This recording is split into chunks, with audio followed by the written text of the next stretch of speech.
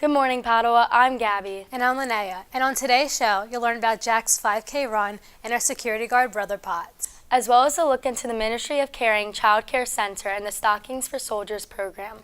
All of this on today's PATV Cycle 7 show.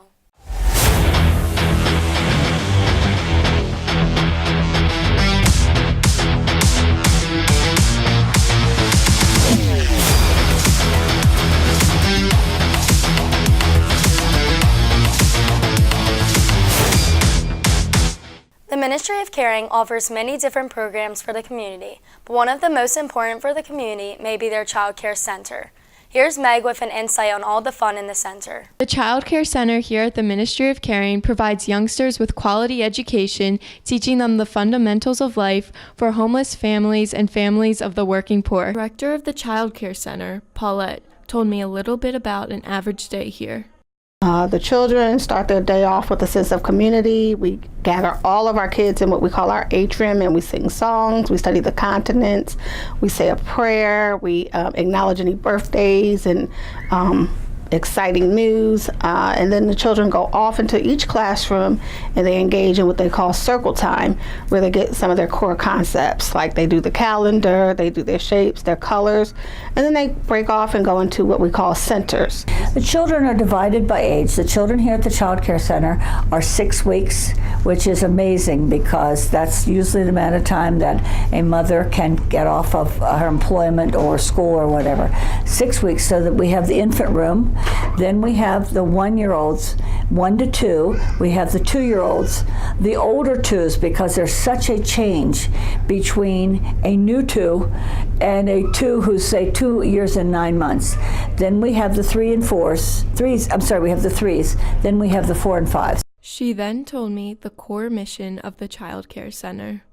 At the Child Care Center, we teach children to love and to expect to be loved and to respect and expect to be respected. They then shared with me some of their favorite things about the Child Care Center. I just love how the children are excited to be here every day and that the teachers are so engaged and just really want them to get a good start in life.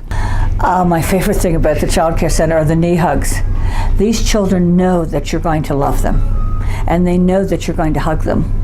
And so they come rushing at you because that's their expectation. I once asked Brother, why have the Child Care Center? It's our most expensive program. And he said, Priscilla, if we don't begin with the smallest ones, where do we begin?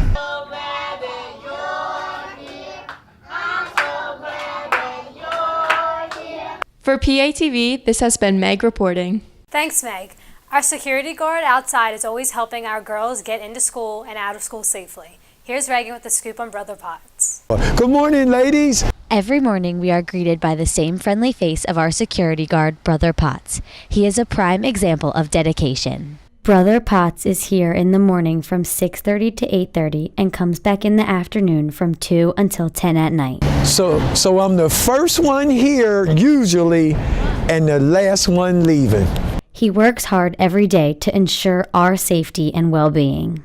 You know, I'm one that I care about everybody, but at the same time, you know, somebody gotta protect, they gotta look and pay attention, and that's what I do. I'm good at my job, because see, I can greet the ladies and tell them to have a wonderful day, but I'm watching on the corners, I'm watching, make sure they get across the street safe.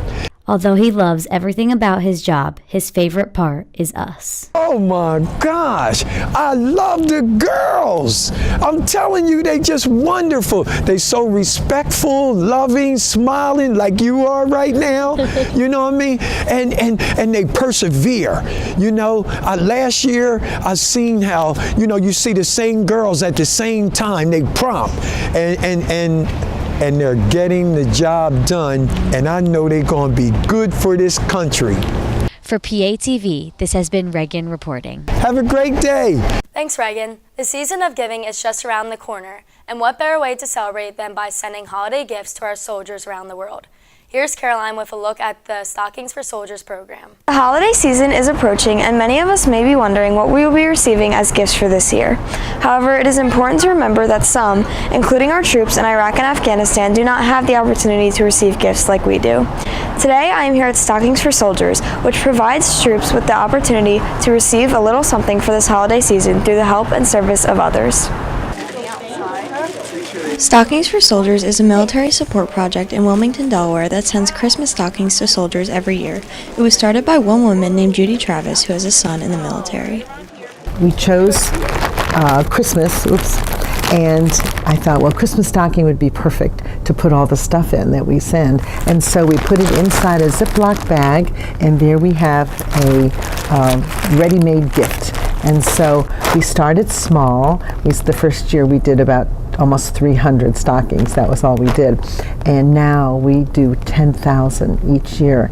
So it's something small, a little idea, just grew and grew and grew. Many items are placed into each stocking for the troops, including candy, cookies, gum, crackers, always a deck of cards, always a paperback book. We put in something called snowman soup, which is really cute. It's just a sandwich baggie of hot chocolate, and in there are marshmallows and Hershey Kisses and a candy cane, and then a little poem that's very cute that reminds them, just add hot water, and it's a nice way to warm up.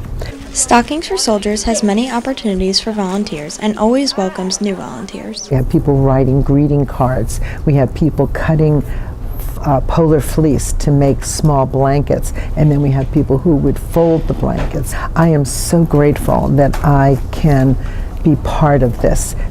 I love the concept, how much joy it brings. For PATV, this has been Caroline Maloney reporting. Thanks, Caroline. I've always wanted to run a 5K but can never seem to find one. Here's Summer with the story on Jack's 5K run and how it got started.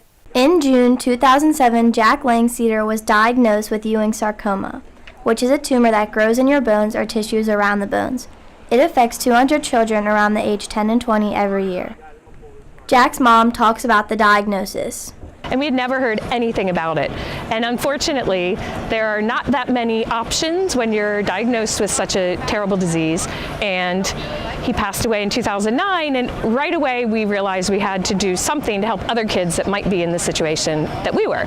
So we started our foundation in order to raise funds for research for any type of sarcoma, but particularly Ewing sarcoma research. Sponsors and volunteers provide food, water, and merchandise for the event.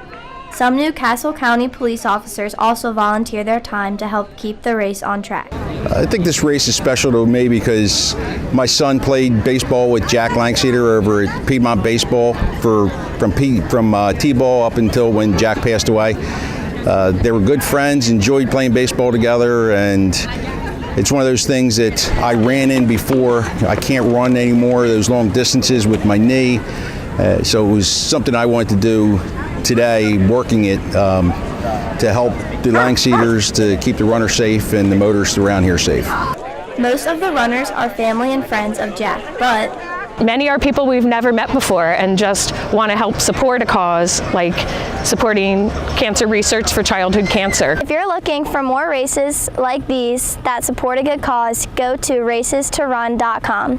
For PATV, this has been Summer reporting. Thanks, Summer. Well, that's our show for today. Thank you for tuning in. Tune in next time and stay up to date with all things Padua.